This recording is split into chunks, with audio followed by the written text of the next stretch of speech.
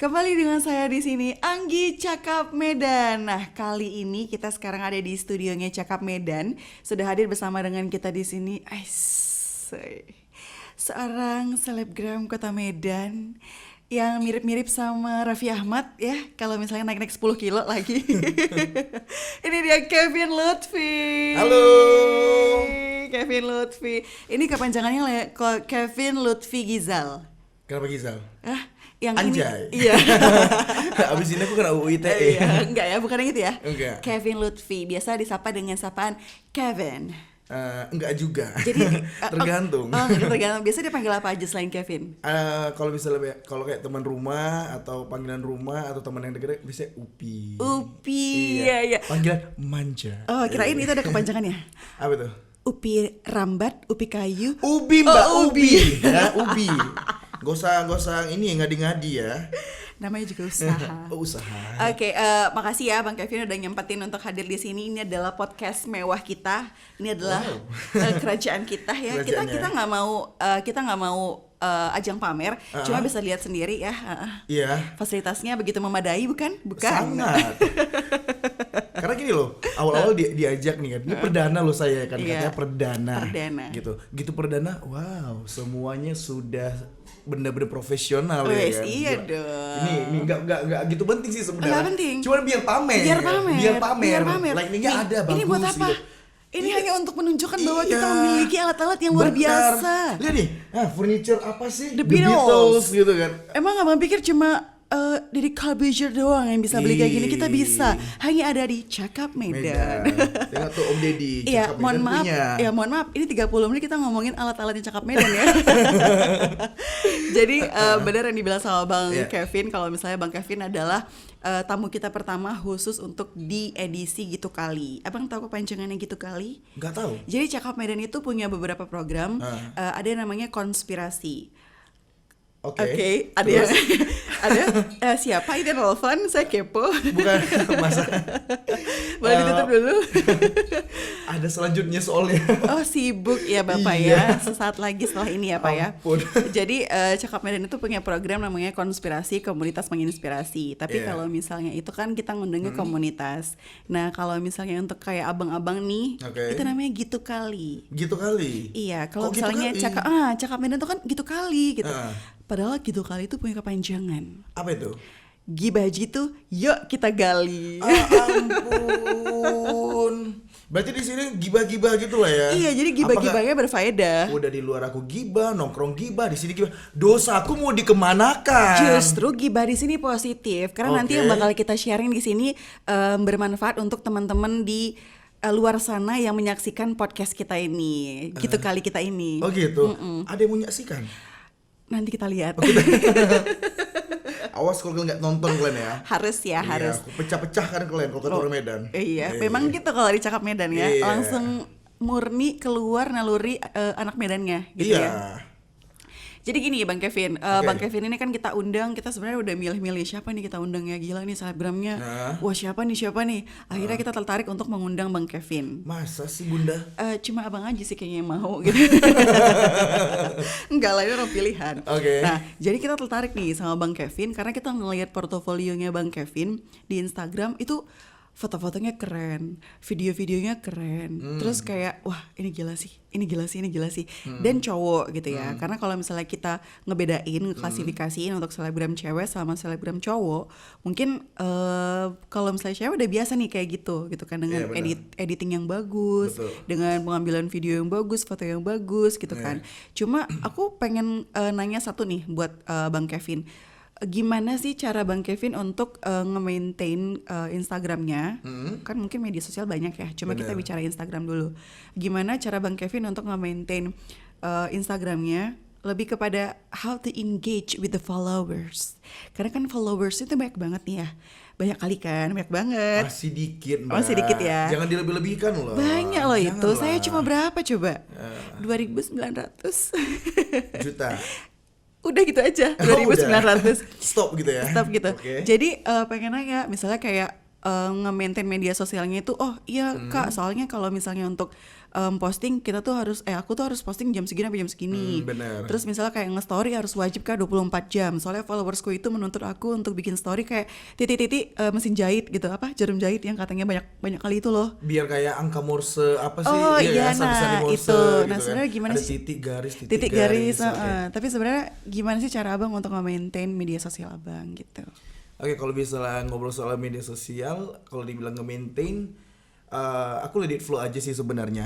Cuman yang pasti ada foto atau konten yang memang ada kerjaan, ada konten pribadi. Nah itu dibagi, jangan keterusan kontennya pribadi dan jangan juga keterusan kontennya kerjaan. Jadi nggak selamanya orang pengen ngelihat kita itu dalam bentuk iklan. Nah karena contoh misalnya aku ngeposting satu foto nih, tapi fotonya itu ada yang kita tag atau kita mention, padahal kualitasnya sama-sama bagus. Nah ketika dia misalnya fotonya itu kita mention brandnya, kayak likes atau apa, kayak orang kayak lagi males gitu. Tapi kalau misal kita nggak ada mention brand, misal dengan foto yang sama, orang malah lebih banyak likesnya sih kadang kayak gitu. Cuman yang pasti kayak story juga. Jadi setiap Instagram itu ada yang namanya yang personal, yang pribadi, ada juga yang memang bisnis.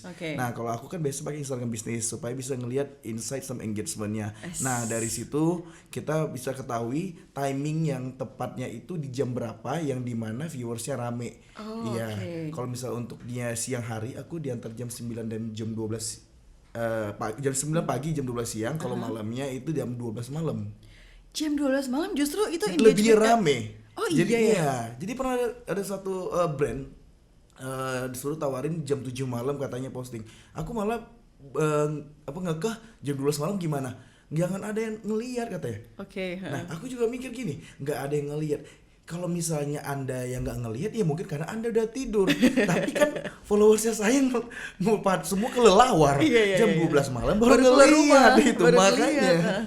Nah jadi paling ya yang pasti ya timing itu penting sih kalau aku. Kemudian foto itu jangan keseringan selfie sih kalau cowok ya.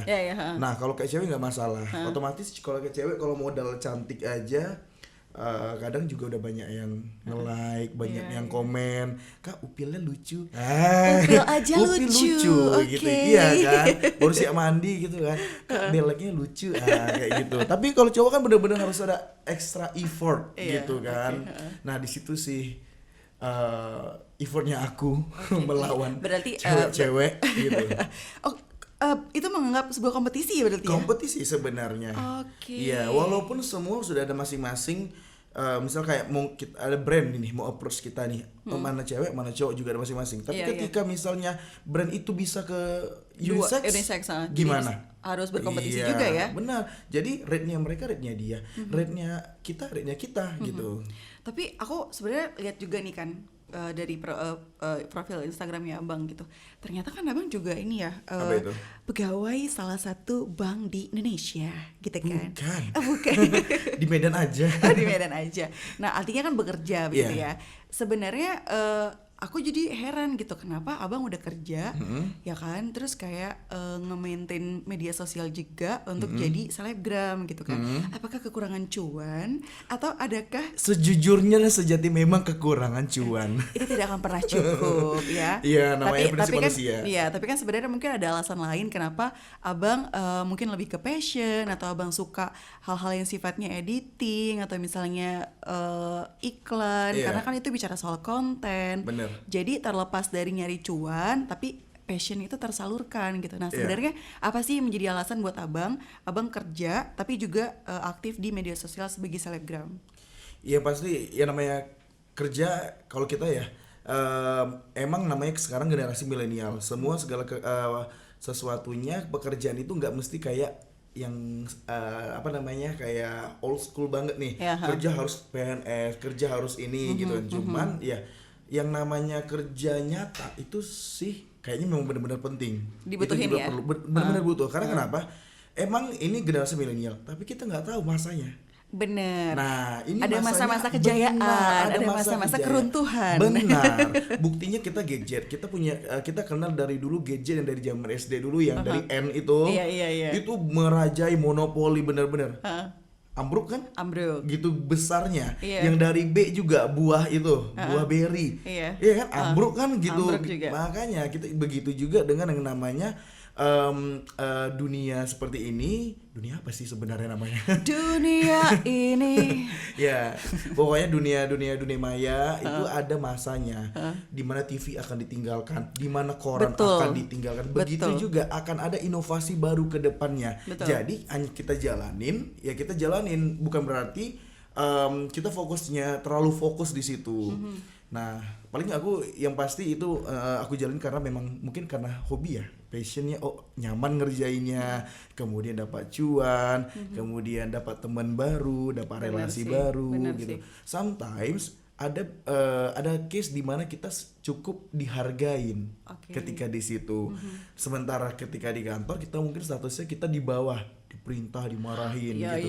Tapi ketika di situ, hai bang, ada rasa kebanggaan sendiri, gitu. Artinya mungkin di kantor kita ada sakit hati, ketika udah di ranah itu happy agak terhibur lagi. hatinya, itu aja sih. Bener ya.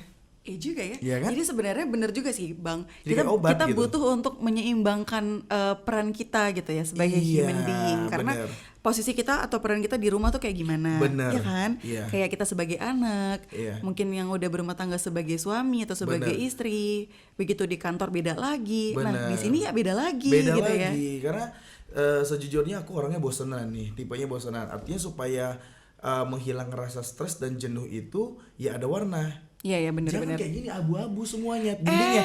Tetapi ketika sudah dikasih ini poster, dikasih ini kan jadi ada warna. Anda hampir saja saya pecat ya karena mengata-ngatain ini kami abu-abu. Makanya jangan pernah memotong orang ngomong.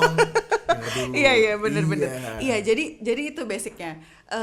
Setuju sih aku kalau misalnya emang kita perlu nyimbangin hidup. Jadi alasan abang sebenarnya untuk beralih, bukan beralih sih, mengerjakan juga, maintain juga media sosial adalah menyeimbangkan ya warna tadi yang abang cari. Nah kayak contoh nih, aku kan kerjanya di perbankan dan itu bagian kerjasama dengan merchant, antara bank dengan merchant. Iya, misalnya kafe, hotel, klinik, toko apa gitu segala macam. Nah jadi misalnya contoh nih, aku mau akuisisi atau mau buat kerjasama sama salah satu yang punya kafe itu. Nah kalau dan ini mungkin kayaknya sulit nih, teman aku nih sulit. Tetapi karena aku sebelumnya sudah kerjasama di profesi influencer, sudah ada keringanan masuk ke dalam bagaimana untuk menjembatani antara bank aku dengan si kafe tadi. Gitu. Ngerti nggak sih? Benar aku setuju. Nah, jadi di situ itu sebenarnya itu juga sebenarnya implicitly adalah salah satu keuntungan kita, karena relasi yang kita bangun sebenarnya bukan cuma kayak begitu. Misalnya nih abang dapat endorsement dari brand A. Benar. Nah abang putus hubungan begitu selesai kerja kan sebenarnya nggak gitu. It doesn't work like that. Jadi abang harus maintain lagi. Jadi once kalau misalnya emang butuh atau misalnya cuma sekedar buat nongkrong bareng itu boleh. Bisa aja gitu kan. Yes. Nah, jadi kayak aku udah kenal nih, nanti ada satu brand ini dia ngajak aku nih kerjasama bla bla bla bla bla. Oke, udah kelar aku nggak kelar, aku maintain dia jadi kayak teman segala macam. Ketika besoknya aku datang nih ke tempat dia, yuk kita ajak kerjasama nih dengan kantor aku nih. Karena jadi ada cross selling nih gitu. Karena sebenarnya bukan hanya kitanya nanti yang akan butuh dia lagi atau dia yang justru bakal butuh kita lagi, tapi dengan itu adalah membuka peluang kita untuk kenal lebih banyak orang lagi. Benar. Karena dia bisa kenalin kita ke siapa. Betul. Abang juga bisa kenalin dia ke siapa. Benar. Iya. Nah, buktinya contoh nih, jadi kita kenal kan? Dari siapa? Dari siapa? Ya dari itu. Yang tidak bisa disebutkan namanya. Nanti dia terkenal. Nggak usah, nggak penting. Nggak penting ya. Kita udah bicara. Jadi itu alasannya ya. Terus tapi aku sebenarnya penasaran nih. Apa itu? Karena tadi udah ada yang nelfon ya kan. Aku langsung lihat handphonenya. Sebenarnya abang kalau misalnya untuk ngambil foto, video segala macam pakai HP itu atau ada sebenarnya alat lain yang abang miliki untuk posting foto dan juga video di Instagram, atau mungkin kayak kami ini ya yang mahal-mahal ya? Iya. Enggak ya? Ya kalian lah yang mahal-mahal, aku lama apa tuh Mbak. Soalnya gini, aku pengen cerita sedikit Bang. Sebenarnya nggak sedikit teman-teman aku yang pengen jadi selebgram, YouTuber, apalagi yang kayak Abang bilang sekarang di zaman sekarang itu semua orang lagi berlomba-lombanya nih untuk unjuk diri, unjuk bakat di media sosial. Benar. Dan mereka itu kadang-kadang kayak beli semua peralatan selengkap-lengkapnya. Padahal kayak misalnya ring light atau misalnya dengan klasifikasi apa, terus kayak ini nih mikrofon atau misalnya kamera. Nah dari Abang sendiri sebenarnya dari segi alat-alat pendukung itu harus kayak gimana emangnya untuk bisa jadi selebgram? Jadi sebenarnya kalau mau jadi seseorang atau apa itu, ya jadilah memang yang nyaman di dia, jangan dipaksain. Karena gini contoh, dia pengen menjadi influencer yang barang branded, tetapi dia itu tidak tidak punya capability memiliki atau ibaratnya punya duit untuk membeli barang branded. Jadi menghalalkan segala cara. Jadi jadi mana passionnya kita, nyamannya kita di mana, di situ aja kita jadiin. Nah, aku kayak contoh nih, aku di Instagram, apa yang aku share itu tentang lifestyle, tentang kehidupan. Aku nggak bisa share tentang barang branded, aku nggak bisa share tentang makanan gitu. Nah, jadi ya udah, apa kegiatan aku, apa yang tentang kehidupan aku yang bisa aku share aja senyaman dan semampunya. Iya, bukan berarti kita kadang mau hedon atau apa. Kadang kayak misalnya contoh, kita lagi ngumpul nih di acara yang benar-benar yang fancy nih, acara fancy. Bukan berarti kita mau hedon, ini kan acaranya orang lain, bukan. Tapi ini adalah momen yang kita share ke teman. Artinya kita sedang senang, kita bagi kebahagiaan itu kepada orang lain. Oh, aku nih lagi bahagia nih di acara seperti ini. Nah, konsep acara seperti ini sebenarnya maksud dan tujuannya itu. Tetapi terkadang taulah netizen kan, kadang suka ngomong, ya ampun ini kan acara yang gimana, ini kan punya orang lain acaranya, dia sok happy, sok sosialita, kadang kayak gitu.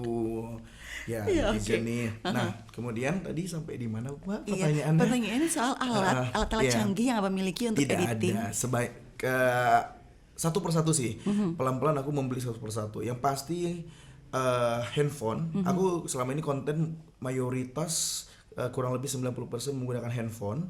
Mayoritas handphone yang aku miliki, ataupun misalnya kayak ada temen nih, handphone agak lebih bagus, ya numpang pinjemin fotoin dong kayak gitu. Jadi nggak mesti harus yang up to date, yang harus wah ada yang keluaran terbaru nih gitu kan, harga 24 juta dibeli segala macam tuh gitu, dia fotonya sekali jepret udah gitu aja. Nah, ini contoh handphone aku memang bisa dibilang brandnya China, tetapi untuk spesifikasinya nggak dibilang China.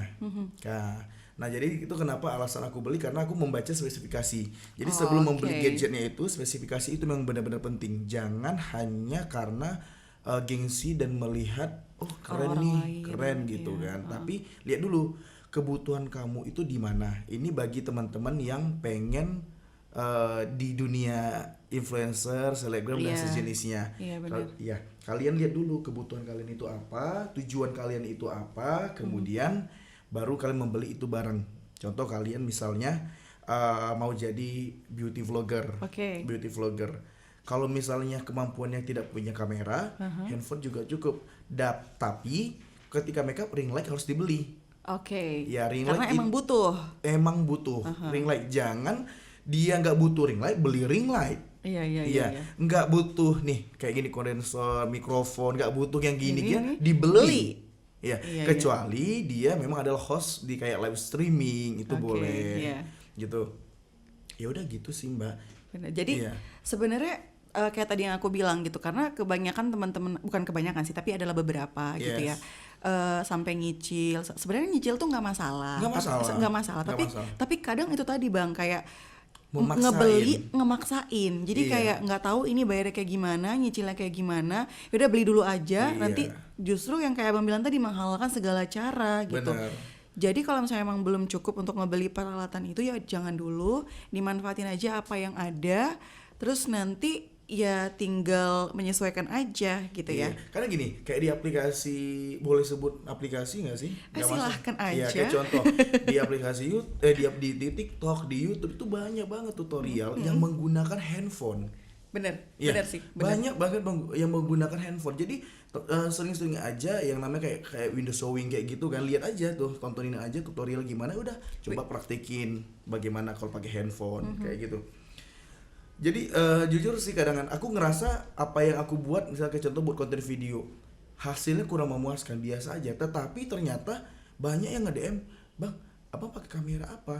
Kayak gitu. Ternyata banyak juga audiens yang penasaran, katanya bagus. Padahal aku rasa juga nggak bagus. Biasa aja. Emang biasa aja. Memang biasa aja sebenarnya. Tapi memang benar banyak juga yang DM kayak gitu. Sebenarnya ini sih Bang, kualitas itu kan adalah bergantung dari kita mau belajar dan proses. Benar. Kayak misalnya Abang tadi bilang aplikasi. Nah, Abang kan juga dulu pas ngeliat aplikasi dan pakai aplikasi untuk editing kan nggak sekali nyoba langsung bagus hasilnya. Kayak profesional gitu kan. Bener. Tapi kan semakin banyak yang abang edit, semakin banyak yang abang coba fitur-fiturnya. Jadi mulai paham nih untuk brightingnya, terus kayak kontrasnya, gitu-gitu ya. Iya, aku juga kayak gitu. Aku nggak ada basic yang namanya di dunia kayak edit video. Ya nggak ada basic yang juga sebenarnya edit foto dan segala macam. Semuanya coba-coba. Asal ada kemauan. Awalnya aku memang sempat sekolah itu di SMK gitu kan, SMK. Tapi memang ada basic mata pelajaran yang tentang desain grafis. Tapi sebatas hanya editing kayak misalnya dari Photoshop, dari Corel Draw. Ya basic lah untuk tahap yang seperti itu kan. Kayak paling kayak buat animasi juga ada, tapi hanya basic lah. Nah, setelah itu ditinggalin lebih kenal lagi dengan sosial media, sering ngelihat ini foto kok bagus ya, pakai apa? Nggak takut untuk ngejaprik, nanya. Bener sih, bener. Takut. Itu kuncinya berarti. Jadi kayak nge-explore diri bukan cuma dari kita aja, tapi tanya yang udah tahu gitu ya, yang berpengalaman. Jadi kalau katanya, oh ini pakai kamera, harus pakai ini katanya kayak gitu. Coba gitu ya. Kalau nggak punya alat, ya udah manfaatin aplikasi yang banyak gratis. Iya benar. Alatnya yang semampunya kita aja, setidaknya kita sudah tahu yang namanya tutorialnya, langkahnya dan stepnya itu seperti apa. Jadi nggak terlalu buta ya sama aplikasinya ya. Ya, one day kalau kamu atau kita udah punya alatnya itu, tinggal diaplikasikan aja sesuai dengan, oh aku udah tahu nih caranya, udah tinggal dikawinkan aja. Enak kan kawin. Malam apa nih abis ini? Malam apa sih? Ini malam Kamis. Bisa juga kok. Malam Kamis ya. Bang, terakhir. Sebenarnya aku ngelihat itu kan dari profil Instagramnya ya, dan juga dari selentingan orang gitu kan. Ternyata abang ini kan juga punya YouTube nih, main adegan bikin adegan syur kali. Ini podcast apaan sih? Bikin video-video lucu ya kan, sama teman-teman ya kan, sama kawan-kawan bikin konten apa terus ngelucu. Aku lihat juga di YouTube gitu. Mau bubar ya katanya? Oh belum ya? Astagfirullahaladzim. Tandain ya mulutnya ya. Bercanda sayang. Lancang ya.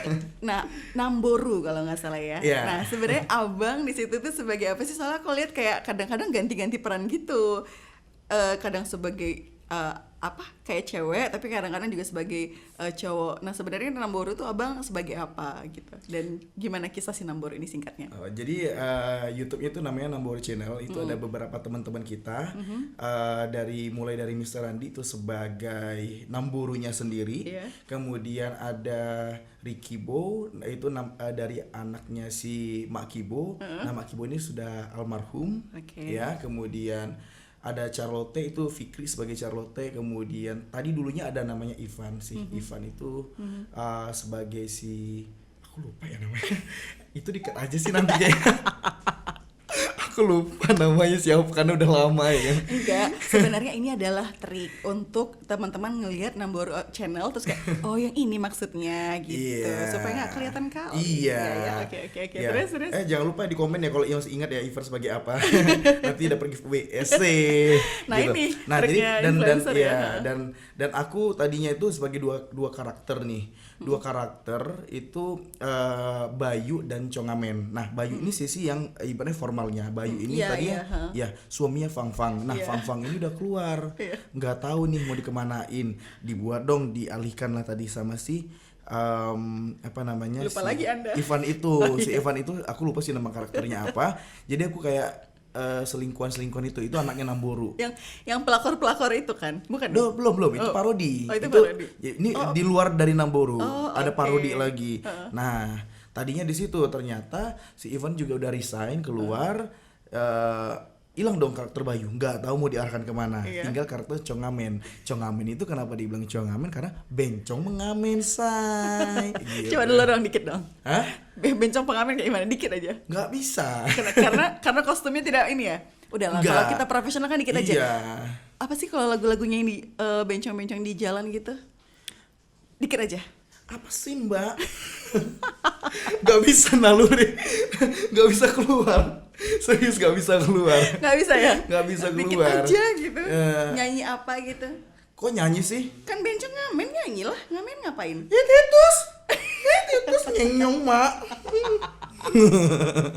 Aduh pecah deh. Ya itu jadi Congamen itu. Jadi sebenarnya Congamen itu kayak tiba-tiba nongol nih, ada keributan, suatu masalah, tiba-tiba nongol. Jadi dia tuh senang kayak baku hantam, huru-hara. Iya. Kalau misalnya bisa berantem, kenapa harus berdamai gitu ya? Iya, hidup ini harus berantem. Iya. Lihat aja di sosial media banyak berantem kan. Iya. Baik dunia politik Anda dan dunia pemicu sehari-hari. ya? Apa? Anda pemicu keributan iya dong, harus. Aduh, gitu. kayak kita udah kenalan banyak nih sama Bang Kevin, mulai dari karirnya, terus juga mengembangkan diri di media sosial sebagai selebgram. Abang lebih seneng dipanggil selebgram atau influencer atau artis Instagram? Enggak juga. Semuanya? Enggak semuanya. Alah, ini merendah untuk meroket ya? Enggak, serius. Kalau dibilang nanti kayaknya gimana ya? Karena Kenapa aku bilang enggak nyaman? Masih banyak teman-teman atau orang di luar sana yang jauh di atas aku. Nah, jatuhnya kan kayak sok amat ini orang. Tidak. Kayak gitu. Tidak. Jadi kalau misalnya aku lebih prefer sebagai orang awam yang ngeliat abang lebih ke influencer gitu kan.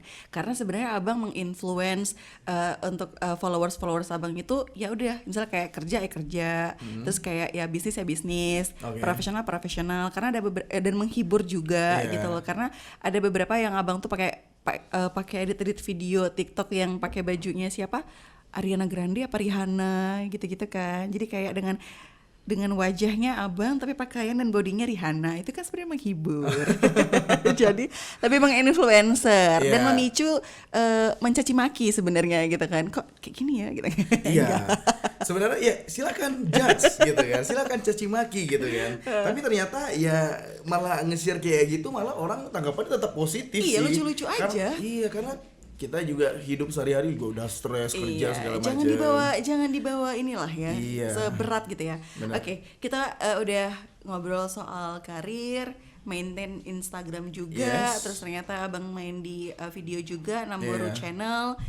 Sebagai penutup di sesi gitu kali kita ini, Gibah Jitu ya kita gali, bolehlah diberikan sedikit pesan untuk anak-anak muda yang mau merintis di dunia entertainment atau di media sosial. Ya buat teman-teman generasi milenial, teman-teman aku ya, walaupun belum teman aku gitu. Kayak contoh kemarin ada yang ngejaprik nih, Bang saya seorang ini, saya pengen nih kayak abang. Tanda tanya dong, saya pengen kayak abang, ngapain kayak saya gitu ya kan? Jadi diri sendiri aja gitu. Apa profesi Anda? Itu aja yang digali dan itu influence kan ke teman-teman. Contoh misalnya Anda seorang PT gym, dah buat konten aja PT gym, nge-gym, kasih tutorial misalnya pagi squatnya gimana, tentang nge-gymnya gimana gitu kan. Anda seorang dokter, ya share aja tentang kegiatan kedokteran Anda, info aja. Itu secara nggak langsung menjadikan Anda sebuah influencer, karena menginfluence atau mengedukatif atau mengedukasinya orang-orang di luar sana kayak gitu kan. Jadi jangan bilang gimana mau jadi abang kayak gitu. Jadilah dirimu sendiri dengan kemampuan dirimu sendiri. Benar. Dan jangan malu untuk belajar. Sampai jumpa di Gitu Kali selanjutnya bersama dengan Kevin Lutfi. Sampai jumpa. Bye bye.